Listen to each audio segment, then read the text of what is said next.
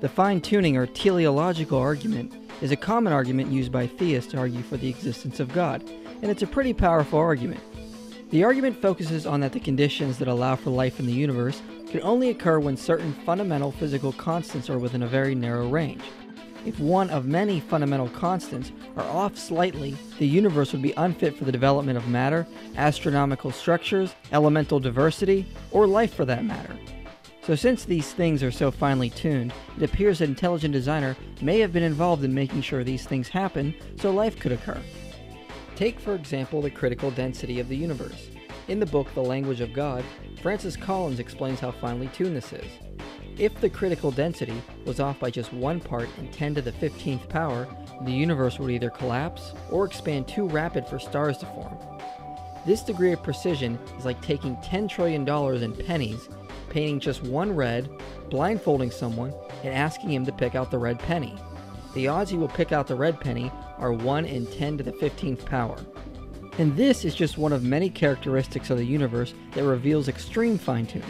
The greatest and most finely tuned discovery to this day is the cosmological constant.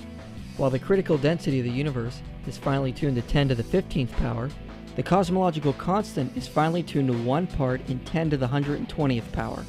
Meaning if the cosmological constant was off by just 1 part in a trillion, the universe would expand too quickly or not fast enough to form stars and allow life to exist. This and other examples is extremely good evidence that a creator had to have his hand in designing the universe, because when you take all the finely tuned constants and put them together, the odds of them all happening by accident is far beyond exceptionally rare. However, despite this, this is not proof of God. There are alternative explanations as to why so many things are so finely tuned in the universe, and we theists need to accept that. Daniel Dennett, for example, has argued the multiverse theory, which states that it is possible there are countless other universes in addition to our own. Each universe has different properties, different laws, and different values of the basic constants of physics. And given countless other universes, Dennett thinks all the possible distributions of values over the cosmological constants would have been tried out. As it happens, we find ourselves in the one universe where the constants are such as to allow for the development of life. And this explanation could be true and explain why everything appears to be finely tuned. However, there is no guarantee that the process, which produces endless amounts of universes, would randomly set all the parameters in a way that every possibility is realized.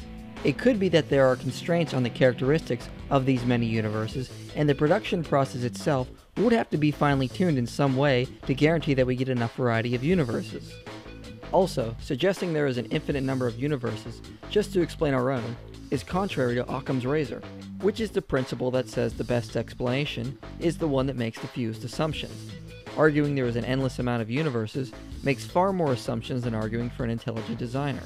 Richard Swinburne says, "It is the height of irrationality to postulate an infinite number of universes, never causally connected with each other, merely to avoid the hypothesis of theism. Given that simplicity makes for prior probability, and a theory is simpler the fewer entities it postulates, it is far simpler to postulate one God than an infinite number of universes, each differing from each other in accord with regular formula, uncaused by anything else." So there are problems with the multiverse theory, but Alvin Plantinga has noticed something else about it. He has demonstrated in the form of an analogy. It goes like this. Imagine yourself at a poker game. One of the other players is dealing the cards, and for the past 20 hands, he has dealt himself 4 aces each turn. After the last hand, you and the other players get up ready to shoot the guy. But suddenly the dealer says, "I know it looks suspicious, guys, but possibly there is an infinite succession of universes, so that for any possible distribution of possible poker hands, there is a universe in which that possibility is realized. We just happen to find ourselves in the one where someone like me always deals himself only aces and wild cards without ever cheating. It could be the case you can't prove I'm cheating." So if you were at the game, how would you respond? Would you sit back down and assume that could be the case and keep playing? Or would you recognize that possibility is exceptionally rare, and it is far more likely the dealer is cheating?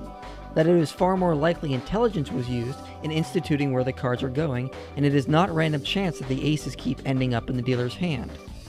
That is exactly the same idea behind the fine-tuning argument. In everyday life, when we encounter situations that seem to be rigged, we do not assume it is chance. We know intelligent design when we see it. It could be the case that it is just random chance, but we know the odds are never in that favor.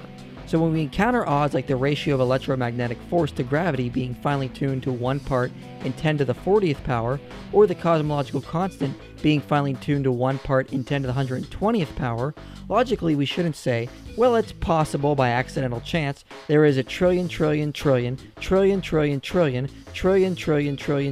universes, and we just happen to be in the one that is capable of producing life. Especially when we encounter odds that high in a possible situation in life, like a poker game, we wouldn't believe it is just random chance.